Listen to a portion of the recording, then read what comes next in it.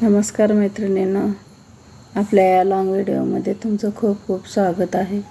तर हे बघा, राखाडी कलरचं ब्लाऊज साडीवरचं आपल्याकडे अर्जंट शिवायला आलेलं आहे. तर 4 वाजेपर्यंत ते ब्लाऊज द्यायचे मला शिवून. आणि त्यातली त्यात रीळ पण नव्हता, पण मला बाहेरून जाऊन आणावं लागला रीळ, कारण आपल्याकडे जे रीळ होते त्यामध्ये हा कलरच नव्हता. मग रीळ वगैरे घेऊन आले आणि बाबीन भरली आणि ब्लाऊज घेतला शिवायला. 4 वाजेपर्यंत द्यायचा ब्लाऊज. पण कसं, शिवण क्लासला पण आपल्याकडे मुली आहेत ना, तर मग आपल्याला त्यांच्याकडे पण लक्ष द्यावं लागतं. आणि अधूनमधून आपले कस्टमर हे यायला सुरूच राहते, तर अस्तर वगैरे घ्यायला किंवा फॉल घ्यायला, नाही तर कोणी ब्लाऊज न्यायला आलेलं असतंय, कोणी द्यायला आलेलं असतंय. मग ते प्रत्येक समजा आले माणूस की टाईम 10-5 मिनिट तर सहज जातात बोलण्यामध्ये, विचारण्यात, हे करण्यात. तर वेळ भरपूर तसाच टाईमपास म्हणूनच जातं आहे.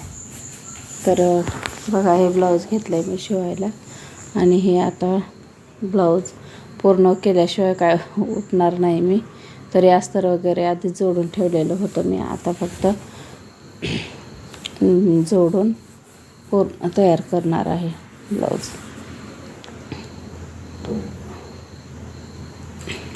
तर बघा, आज खूप ऊन आहे आमच्या इकडं.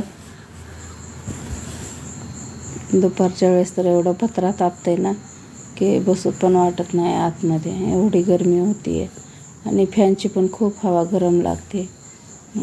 थोडंसं आपलं बाहेर काही आत काही, या बाहेर काही आत काही थोडंसं करावं लागतं. आता कूलर आहे दुकानात, पण ती साफसफाई केलेली नाही अजून. तर ते साफसफाई वगैरे करून ती घ्यावी लागणार आहे आणि बघावं लागणार आहे की चालू आहे का नाही ते. कारण आमच्या इकडं शेजारी किराणा दुकान असल्यामुळं ना, उंदराचं प्रमाण जरा जास्तच आहे. 1-2 दिवस जर दुकान नाही उघडलं तर आतमध्ये फिरतात उंदरं. त्यामुळं मग भीती पण वाटते. कस्टमरचे एवढे महागाच्या साड्या, ब्लाऊज वगैरे असते, तर उगाच कट वगैरे केलं तर काय करायचं, म्हणून भीती पण वाटते. जर मला कधी दुकानात जायचं नसेल तर मग मी सकाळी जाऊन आपलं थोडंसं उघडून किंवा संध्याकाळी जाऊन फक्त उघडचाप करून तरी यायलाच लागतं दुकानातून. नाहीतर मग कंटिन्यू बंद असलं की उंदरं मग पळत येतं इकडं तिकडं. मग कपडे कातरायची, कुरतडायची भीती वाटते.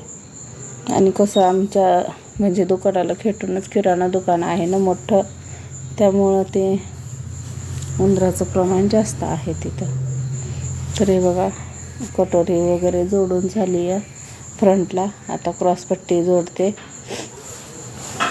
आणि एका क्रॉसपट्टीला कपडा कमी पडला होता बघा, तर मी ना जॉईंट दिलेला आहे. म्हणजे जी साईड आपली पत्राची खाली झाकून जाते ना, तर त्या साईडला क्रॉसपट्टी दिलेली आहे जॉईंट.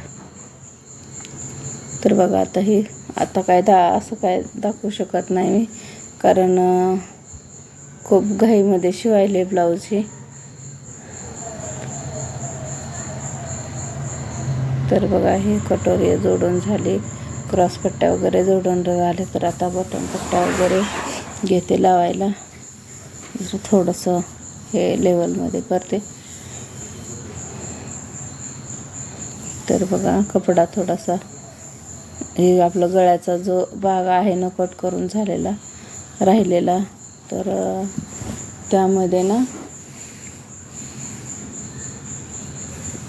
त्यामध्ये आपले बटनपट्टी तयार करत आहे. आणि दुसरी अस्तरची एक पट्टी बनवणार आहे, ती काजपट्टीला, म्हणजे हुक लावतात त्या साईडला लावणार, म्हणजे दुमटपट्टी देणार आहे त्याची.